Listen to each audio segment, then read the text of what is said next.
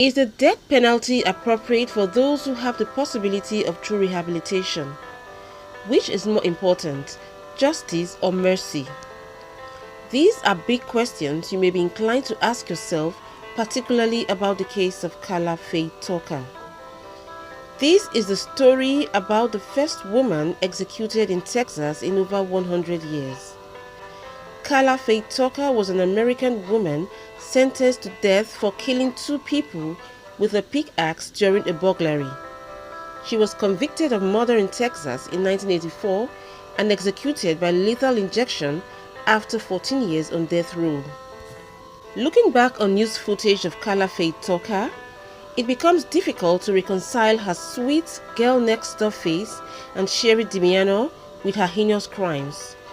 Due to her gender and widely publicized conversion to Christianity, she inspired an unusually large national and international movement that advocated the commutation of her sentence to life without parole, a movement that included a few foreign government officials. On June 13, 1983, Karla, only 23 years old, along with her accomplice Daniel Garrett, entered the apartment of Jerry Lynn Dean and Deborah Thornton with the intent to rob Jerry of some motorcycle parts, collect money from him, and intimidate him. Both Tucker and Garrett were under the influence of drugs at the time. They attacked and killed both victims with a pickaxe and other objects, resulting in a particularly gruesome and brutal crime. Tucker and Garrett will be apprehended after bragging and laughing about the crimes. They were apprehended and tried. Despite pleading not guilty, Karla did herself no favors on the witness stand. Tucker even boasted at her trial that she experienced an orgasm each time she plunged the axe down upon her victims.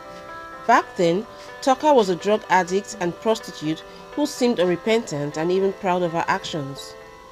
Tucker and Garrett were quickly captured and arrested. A year later, they were tried and convicted of the murders. Both were given the death penalty, but Garrett died from liver disease before he could be executed. Most people on death row tend to find God while they are there. While in prison, Tucker underwent a religious conversion to Christianity that attracted national attention by many of America's top televangelists, including Pat Robertson. He appealed to the Texas governor, George W. Bush, who also had a public religious conversion, but who also wanted to appear to be tough on crime.